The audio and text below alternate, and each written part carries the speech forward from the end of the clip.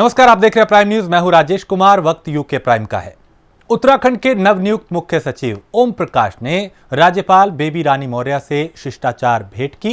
इस दौरान राज्यपाल बेबी रानी मौर्य ने ओम प्रकाश को शुभकामनाएं दी। राज्यपाल ने कहा कि ओम प्रकाश के नेतृत्व में राज्य की प्रशासनिक व्यवस्था जनता के समग्र कल्याण और विकास के लिए प्रतिबद्ध रहेगी।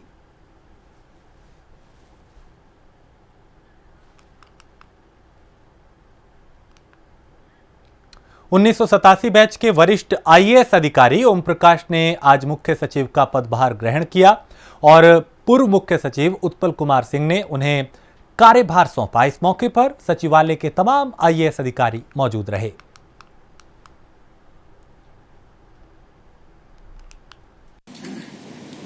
पहली बात मैं स्पष्ट कर दूं, ये लोकतंत्र है और इसमें माननीय जनप्रतिनिधि जो है वो जनता द्वारा चुने गए हैं। वो जनता की उम्मीदों का, जनता की अपेक्षाओं का प्रतिनिधित्व करते हैं और जितने भी नौकरशाह हैं उनका ये दायित्व है कि उनकी जो विधिमान्य अपेक्षाएं हैं उसको पूर्ण करें। और डेमोक्रेसी में डिस्कशन तो होता ही है, डिसेंट भी है और डिस्कशन भी है। ये जरूरी नहीं है कि मतों में अंतर नहीं है, लेकिन जब दिक्कत तब होती है जब संवादहीनता होती है। तो संवादहीनता नहीं होनी चाहिए, हमेशा एक सौहार्द का वातावरण होना चाहिए। और जहाँ पर कुछ लोग हैं जिनको अनुभव की कमी है तो उनको परामर्श दिया जाएगा और ये अपेक्षा की जाती है कि वो परामर्श का पालन करें। और यदि नहीं तो फिर शासन में जो है वो अनुशासनिक कार्रवाई भी की जा सकती है। मसूरी में हरेला पर्व के तहत वृक्षारोपण कार्यक्रम में शिरकत करने पहुंचे पूर्व मुख्यमंत्री हरीश रावत ने कहा, जिस तरीके से धारचूला मुनस्यारी स्थित बंद से बदतर है, वहां के विधायक हरीश धामी लोगों की मदद करने के लिए दर दर भटक रहे हैं। सीमांत क्षेत्रों में भी आपदा का प्रकोप है। उन्होंने कहा, आपदा के दौरान ही जिलाधिकारी के बड़े स्तर पे ट्रांसफर कर दिए गए हैं, जिससे साफ लगता है कि सरकार किस तरीके से काम कर रही है। हरीश रावत ने कहा, अयोध्या में 5 तारीख को राम मंदिर की नींव रखी जा रही है, जो कि एक अच्छी बात है। यह भी कहा कि सबको बराबर भाव से देखने वाले राम का मंदिर, मर्यादा पुरुषोत्तम राम मंदिर का निर्माण होना चाहिए। बहुत चिंताजनक है, वहाँ के विधायक पागलों की तरीके से काम कर रहे हैं। उसी तरीके से सीमांत जिलों में भी बहुत गंभीर तरीके से आपदा का प्रभाव है। बागेश्वर में भी दिखाई दे रहा है, उत्तरकाशी में दिखाई दे रहा है, दूसरी जगह दिखाई दे रहा है। मगर जिस समय आपदा आ रही है उसी समय जिलाधिकारियों के स्तर पर भी बड़े परिवर्तन हो गए हैं। तो इसी से लगता है कि कितना हम चीज़ों को समझ करके एक योजनाबद्ध तरीके से कदम उठाते। ये पहली बार देख रहा हूँ कि सरकार कह रही है कि मैंने 3 तलाक ठीक कर दी, मैंने 370 ख़त्म कर दिया। अरे 370 तो उसी दिन ख़त्म कर दिया था हमने, जिस दिन जो है ये प्रोविज़न किया गया कि आखिर हमारे बनाए हुए कानून के तहत ही तो 370 को ख़त्म किया गया। तो उस दिन इंदिरा जी ने कहा था कि धारा 370 धीरे धीरे खुद ही घिस करके समाप्त हो जाएगी। ये जो है विरोधाभास पैदा करके वोट लेने की राजनीति कर रहे हैं। हल्द्वानी में एक कार खाई में जा गिरी, जिसमें एक युवक की मौत हो गई जबकि दूसरा गंभीर रूप से घायल हुआ। बताया जा रहा है कि दोनों बकरीद के लिए हल्द्वानी से बकरा ला रहे थे और घने कोहरे के चलते गाड़ी खाई में जा गिरी, जिसमें एक शख्स की मौत हो गई जबकि दूसरा गंभीर रूप से घायल हुआ, जिसे अस्पताल में भर्ती कराया गया।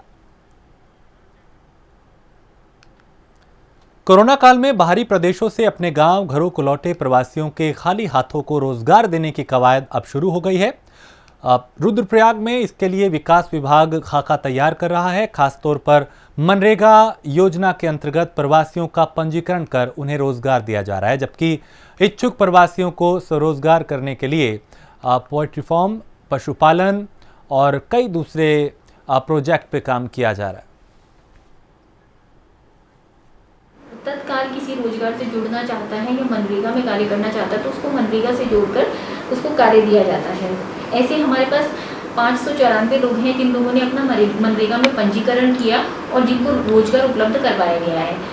हम लोग ये भी कोशिश कर रहे हैं कि कोई व्यक्ति अगर पशुपालन, डेयरी, मुर्गी पालन इन सब चीज़ों से जुड़ना चाह रहा है तो हम उसको मनरेगा से ही उसका पशुबाड़ा या मुर्गी बाड़ा बना करके उसको लाभान्वित कर रहे हैं। प्लस पशुपालन विभाग की तरफ से उसको जो मुर्गी के चूजे होते हैं वो दिलवाने के लिए प्रयास कर रहे हैं। इसके अतिरिक्त हम लोग अगर कोई व्यक्ति गाय खरीदना चाहता है, भैंस खरीदना चाहता है, जो सहकारिता विभाग के द्वारा लोन उपलब्ध कराया जाता है, सब्सिडी जिसपे इंटरेस्ट फ्री लोन, वो भी उपलब्ध करवा रहे हैं लोगों को, ताकि लोग यहीं रह करके अपनी आजीविका से जुड़ सकें। देश में अनलॉक 3 में किन किन चीजों में छूट मिलेगी, इसको लेकर अभी प्रदेश सरकार की तरफ से कोई गाइडलाइन जारी नहीं हुई है, लेकिन इस संबंध में प्रदेश के डीजी एलओ अशोक कुमार का कहना है राज्य सरकार की गाइडलाइन अभी जारी नहीं हुई है। जैसे ही सरकार द्वारा गाइडलाइन जारी होगी उसके बाद प्रदेश भर में उस व्यवस्था को लागू कराया जाएगा। अनलॉक डाउन 3 में 2 मुख्य बातें मुझे समझ आई, बाकी तो और भी पॉइंट हैं। एक तो रात्रि कर्फ्यू हट रहा है और दूसरा है जिम खुल रहे हैं। ये केंद्र सरकार की गाइडलाइन के अनुसार है। अभी हम राज्य सरकार की गाइडलाइन का इंतजार कर रहे हैं।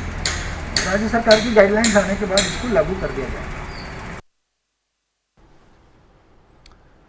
डोईवाला के शेरगढ़ क्षेत्र में जाखन नदी के किनारे बनाए गए पुस्ते पहली बारिश में ही ढह गए। ग्रामीण विकास विभाग द्वारा लाखों की लागत से 4 महीने पहले ही पुस्ते बनाए गए थे।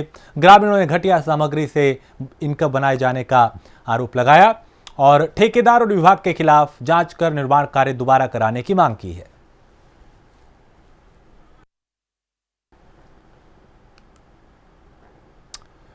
तो हरिद्वार से सांसद और केंद्रीय मंत्री डॉक्टर रमेश पोखरियाल निशंक के कैंप कार्यालय में चोरों ने हाथ साफ कर दिया। हालांकि डॉक्टर निशंक का ये कार्यालय अक्सर बंद ही रहता है, लेकिन बीती रात बंद पड़े मकान में चोरों ने ताला तोड़कर अंदर रखे जरूरी सामान को चुरा लिया। ये बड़ा आश्चर्यचकित है और बड़ा दुखद है। इतनी बड़ी पॉश कॉलोनी हरिद्वार की बहुत अच्छी कॉलोनी में गिनी जाती है नंद विहार, उसके बावजूद ऐसी घटना हो जाती है। और वो भी माननीय मंत्री जी का आवास है, कैंप कार्यालय है, उसके साथ में पीछे माननीय मदन कौशिक मंत्री शहरी विकास नगर विकास मंत्री का आवास है। उसके बाद इतने सारे यहाँ पे डीएफओ साहब रहते हैं साथ में ही, इतने अच्छे अच्छे घर हैं, सारे शहर के बीच में है। ये सिंह द्वार के पास में पुलिस का चेक पोस्ट है। इसके बावजूद भी ऐसी घटना होती है, बहुत ही निंदनीय है, बहुत गलत है। इसकी जांच की मांग करता हूँ और तत्काल इसकी मैं मांग करता हूँ एसएसपी से तत्काल इसको जो है वो सुनिश्चित करे ये चोरी कैसे हुई, क्यों हुई और इसको वर्कआउट करें। देखिए कुछ तोड़फोड़ भी की गई है, सामान को निकालने के लिए तोड़ा भी है और सामान भी काफ़ी था। जो कैंप कार्यालय था हर चीज़ थी यहाँ पे टीवी था, यहाँ पे एसी था, यहाँ पे फ्रिज था, जितनी भी आवश्यक चीज़ें हैं कैंप कार्यालय में जो होती हैं वो सब चीज़ें थी यहाँ पर। लेकिन मैं तो आश्चर्यचकित हूँ, हुआ ऐसा कैसे? ऐसी बहुत ही गंभीर मामला है और निश्चित रूप से इसकी तत्काल जांच करके और एकदम कार्रवाई करें ऐसा सुनिश्चित करने के लिए मैं भी कप्तान को निर्देशित कर रहा हूं। लेकिन ये बहुत ही गंभीर मामला है। चेकिंग तो प्रॉपरली रात को भी होती है, सुबह 10 बजे हुई तो सुबह 10 बजे हुई तो और भी गंभीर मामला है कि आसपास लोग भी सारे रहते हैं। लेकिन इसकी तत्काल जांच करके चाहे कोई भी हो उसको किसी भी रूप में नहीं छोड़ा जाएगा। बहुत ही गंभीर मामला है और निश्चित रूप से पहाड़ों पर कुदरत ने हाहाकार मचा रखा है। बारिश और भूस्खलन से लोग बेहाल हैं। मानसून का मौसम बुरी तरह से कहर ढा रहा है। उत्तराखंड के चमोली में लगातार भूस्खलन हो रहा है। पहाड़ों से मलबा एक बार फिर NH58 पर आ गिरा। भूस्खलन की वजह से बद्रीनाथ हरिद्वार रोड बंद हो गया और लोगों के सामने कई तरह की जो दिक्कतें थी वो आ खड़ी हुई।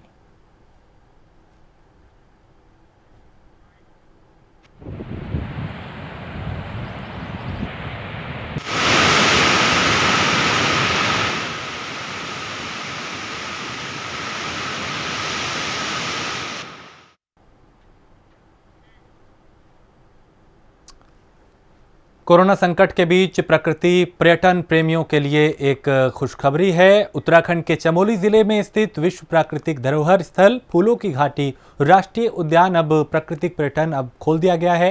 अब पर्यटक हैं वह इस फूलों की घाटी में फूलों का दीदार कर सकेंगे। नंदा देवी राष्ट्रीय पार्क प्रशासन ने अब पर्यटकों के लिए पार्क में जाने की अनुमति दे दी है। लॉकडाउन के बाद फूलों की घाटी हम लोगों ने खोल दी है और आज इसी बारे में हम लोग गाँव वालों से भी वार्ता हुई थी। जो भी पर्यटक आएंगे वो अपना कोविड का सर्टिफिकेट लेके आएंगे, उन्हीं को हम लोग पार्क में अनुमति जाने की देंगे। जैसा कि आपको भी विदित है, लॉकडाउन अब धीरे धीरे खोला जा रहा है और इसी संबंध में चारधाम यात्रा भी शुरू हो चुकी है और चारधाम यात्रा में भी जो प्रदेश के हैं, जो प्रदेश के बाहर भी हैं, उनके लिए भी खोला गया है, बशर्ते कि वो 72 घंटे पहले अपना कोरोना नेगेटिव का सर्टिफिकेट अपलोड करें।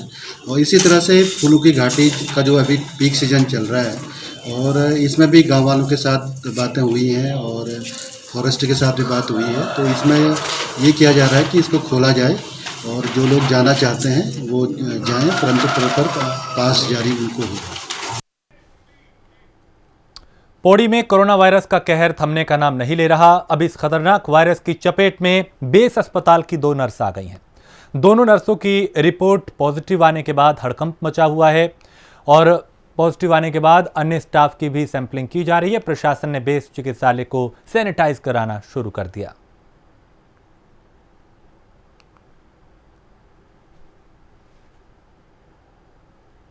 देखिए, सबसे पहले तो आजकल कोविड-19 का जो संक्रमण चल रहा है उसको रोकना, उस पर काम करना, ये तो बट ऑब्वियस है, हर किसी की प्राथमिकता में है, तो मेरी भी प्राथमिकता में रहेगा।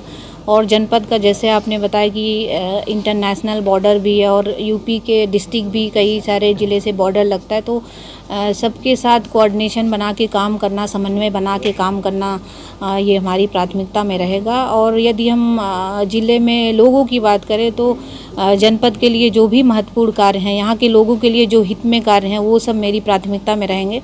और विशेष रूप से मेरा हेल्थ और एजुकेशन पे फोकस पहले भी रहा है और यहाँ भी रहेगा। और महिलाओं के लिए काम करना, बच्चों के लिए काम करना, ये इस पे भी मेरा विशेष फोकस रहेगा। और सबसे बड़ी बात है कि जो लोग अपनी आवाज़ कहीं नहीं उठा पाते हैं या जो लोग किसी फोरम पे अपनी बात नहीं रख सकते, उनके लिए मेरा विशेष प्यार रहेगा, विशेष फोकस रहेगा। पिछले 2 दिन से हरिद्वार में हो रही मूसलाधार बारिश से जनजीवन प्रभावित हो रहा है। हरिद्वार की हर की पैड़ी के पास मोती बाजार में रात को हुई मूसलाधार बारिश से बाजार में पानी भर गया। मौके पर मेयर और बीजेपी के विकास तिवारी ने भी यहां पे पहुंच के जायजा लिया।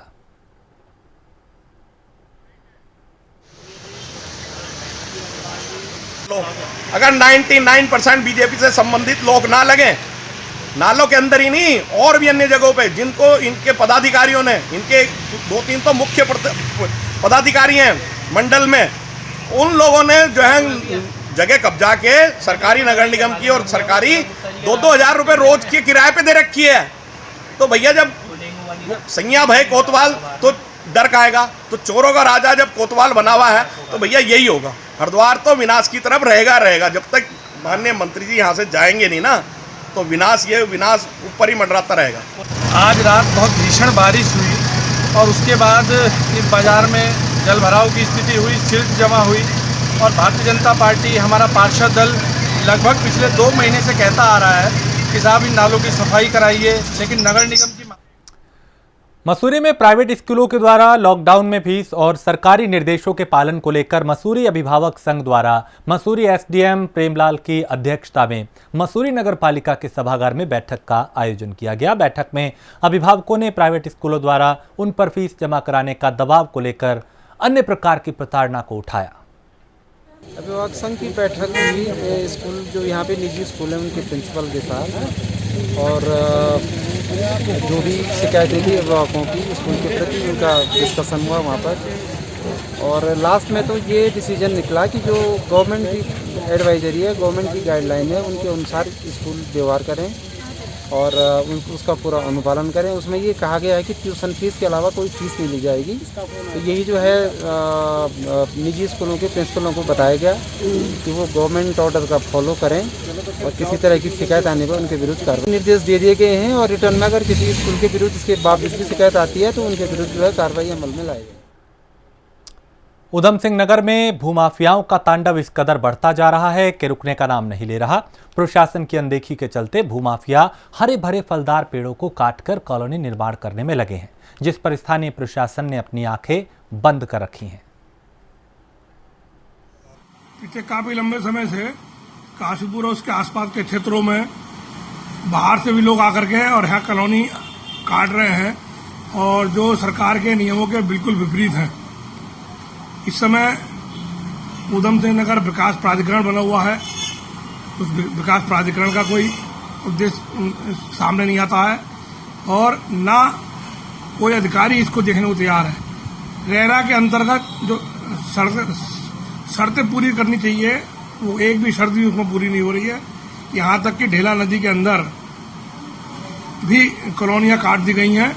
ऐसी कुछ शिकायतें प्राप्त हो रही हैं और इस मामले में प्राधिकरण के जेई को निर्देशित किया गया है कि वो मौके पर जाकर देखें और जहां भी निर्माण कार्य बिना अनुमति के या बिना अवैध तरीके से किया जा रहा है उन सब पर तुरंत कार्रवाई के लिए उनको कहा गया है। काशीपुर में एआरटीओ कार्यालय में वरिष्ठ प्रशासनिक अधिकारी के पद पर तैनात कर्मी की दिल्ली में कोरोना के इलाज के दौरान मौत हो गई। काशीपुर में अब तक 2 महिलाओं समेत 6 लोगों की मौत कोरोना के चलते हो चुकी है। ये मामला 23 तारीख का है। 23 तारीख को सुबह इमरजेंसी में हमारे सीनियर चिकित्सा अधिकारी ड्यूटी पे थे, तो उन्होंने ये सूचना दी कि सांस बहुत ज़्यादा फूल रहा है और एक पेशेंट आए हैं, सांस लेने में काफ़ी तकलीफ़ हो रही है।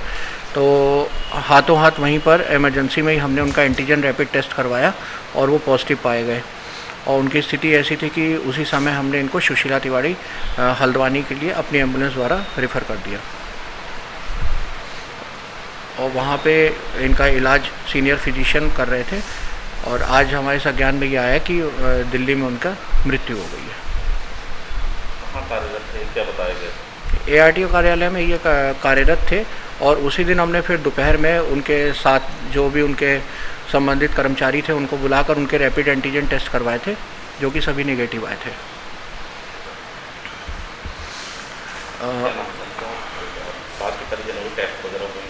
हाँ, उसी दिन फिर हमने शाम को इनके घर पे टीम भेजी, जो इन्होंने इनका घर को होम क्वारंटाइन करके इनके घर के जो इनकी पत्नी और इनके घर के परिवार के सदस्य हैं उनको हमने RT-PCR के लिए अगले दिन बुलाया और उनकी जब रिपोर्ट्स आई तो इनकी धर्मपत्नी भी पॉजिटिव पाई गई और वो हमारे पास कोविड केयर सेंटर में यहीं काशीपुर में अभी तक रह रही थी। और इसी के साथ इस बुलेटिन में इतना ही। देश प्रदेश की बाकी खबरों के लिए आप देखते रहिए प्राइम न्यूज़।